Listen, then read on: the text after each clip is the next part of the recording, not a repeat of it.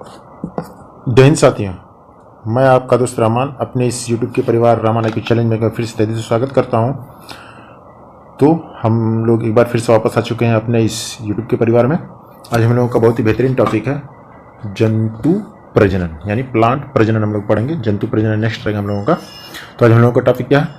पादप प्रजनन, यानी कि पेड़ पौधे प्रजनन क्यों करते हैं और कौन कौन सी माध्यम से करते हैं।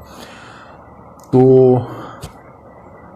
ये हम लोगों का बहुत ही बेहतरीन टॉपिक है। तो चलिए हम लोग ज़्यादा देर नहीं करते हुए सीधे देखते हैं कि आखिर प्लांट रिप्रोडक्शन करते कैसे हैं।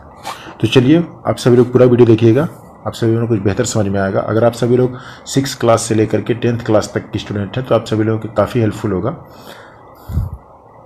बायोलॉजी के होंगे तो और भी बेहतर है। तो चलिए साथियों हम लोग देखते हैं ज़्यादा देर न करते हुए कि पादप प्रजनन के कौन कौन से भाग हैं और कौन कौन सी क्रियाओं के माध्यम से पादप प्रजनन करते हैं। तो चलिए, और पिछली वीडियो की बात करते हैं। तो पिछली वीडियो अगर आप देखना चाहें तो साइंस से रिलेटेड ही वीडियो है, बहुत ही बेहतरीन था हम लोगों का वीडियो। आप लोग जाके देख सकते हैं, डिस्क्रिप्शन में हम अपना लिंक दे देंगे। तो चलिए देखते हैं। तो ये हमारा रहा पादप। तो दोस्तों हम लोगों का पहला क्वेश्चन होना चाहिए था कि पादप प्रजनन आखिर क्यों करते हैं, क्यों जरूरी है प्रजनन। पहला क्वेश्चन होना चाहिए प्रजनन क्यों जरूरी है। तो देखते हैं कि सभी जीव अपने समान जीवों का जनन करते हैं ताकि उनका वंश और प्रजाति बची रहे। ठीक है, तो ये प्रजनन इसलिए करते हैं क्योंकि इनके वंश और प्रजातियां बचे रहे। और पादप प्रजनन से आशा है कि पौधे द्वारा नई संतान की उत्पत्ति से है। पादप में प्रजनन 2 प्रकार से होते हैं। कितने प्रकार से होते हैं पौधे में प्रजनन? 2 प्रकार से होते हैं। पहला होता है लैंगिक, दूसरा होता है अलैंगिक। पहला क्या होता है? लैंगिक, दूसरा अलैंगिक। पहला क्या होता है? लैंगिक, दूसरा अलैंगिक। तो देख रहे थे हम लोग लैंगिक पहले प्रजनन के बारे में पढ़ लेते हैं। तो कह रहा है कि लैंगिक प्रजनन जो होता है, लैंगिक प्रजनन वह होता है जिसमें युग्मकों के संलग्न यानी फ्यूजन के संतान पैदा होते हैं, जिसके परिणाम स्वरूप संतान अनुवांशिकी रूप से माता पिता के समान ही भिन्न होते हैं। यानी कि लैंगिक प्रजनन में क्या होता है कि युग्मक यानी मेल और फीमेल दोनों की आवश्यकता होती है। दोनों से एक संतान की उत्पत्ति होती है जो कि माता या पिता के ऊपर ही पड़ता है, इसी के चेहरे का।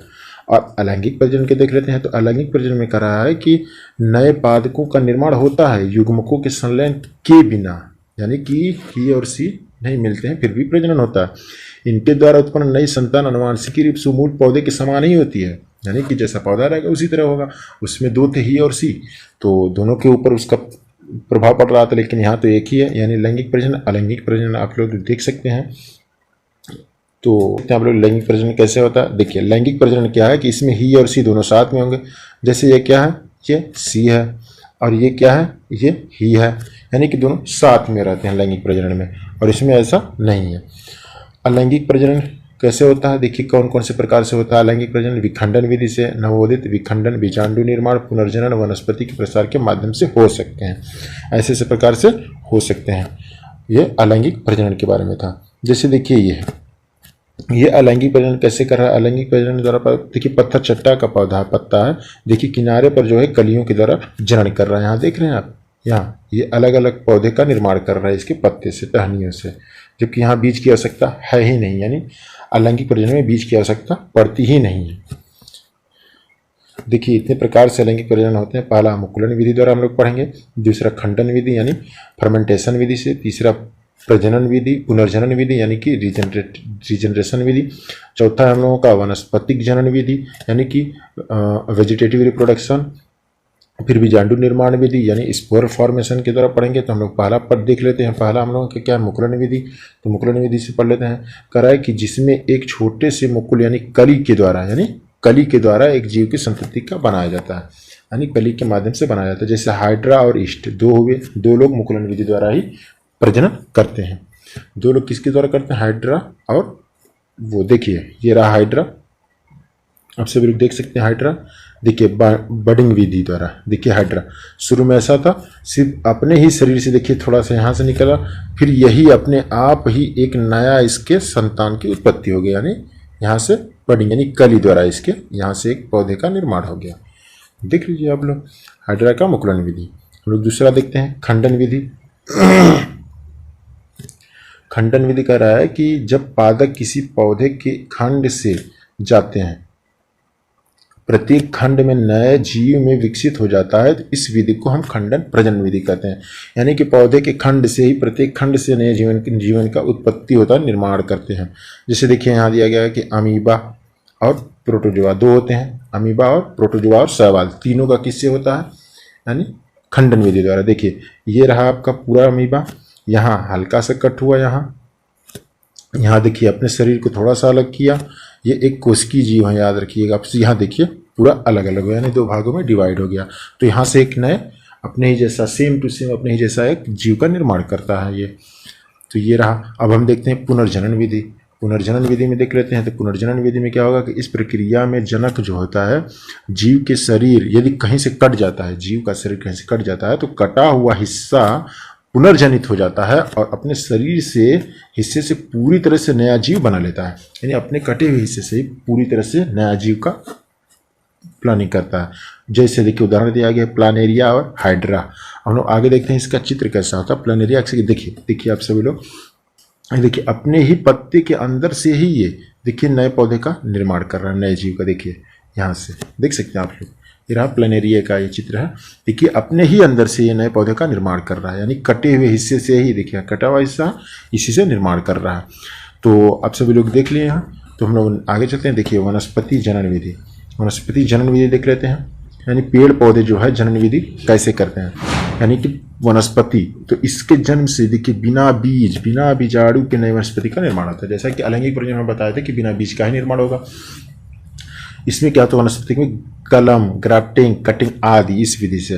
देखिए नोट, इसको आप लोग नोट कर लीजिएगा। इस विधि से तना, जड़, पत्ते से नए पेड़ का निर्माण होता है। यानी जो कलम आप लोग करते हैं, ग्राफ्टिंग करते हैं, कटिंग करते हैं, उससे नए पौधे का निर्माण होता है। ठीक है, ये हम लोग देखते हैं आगे।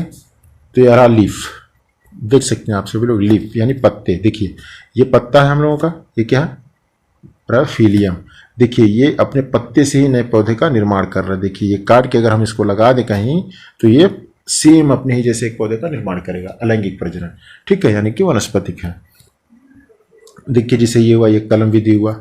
ये कौन सा विधि है, ये कलम विधि है। देखिए इसको हम बड कर दे, यानी काट के लगा दिए, तो ये सेम अपने ही तरह का स्टेम बना लिया, बिल्कुल अपने ही तरह का ये बना लिया। ठीक है, देखिए नया पौधा बना लिया, इसको हम कटिंग करके लगाए थे, यानी कलम करके कटिंग, सेम अपने ही जैसे एक पौधे का निर्माण कर दिया। अब हम देखते हैं बीजांडु विधि। तो कह रहा है कि इस प्रक्रिया में पौधे के बीज की पेटियां फट जाती हैं, यानी पौधे का इस तरह रहेगा तो ये फट जाएगा बीज अंदर से, और हवा में बिखर जाते हैं और नए पौधे का निर्माण करते हैं।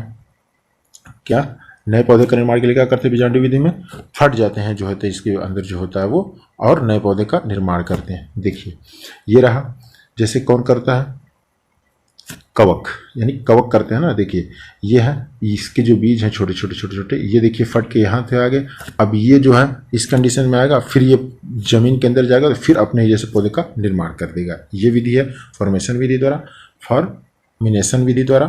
तो ये आप लोग देख लिए हैं, कवक था।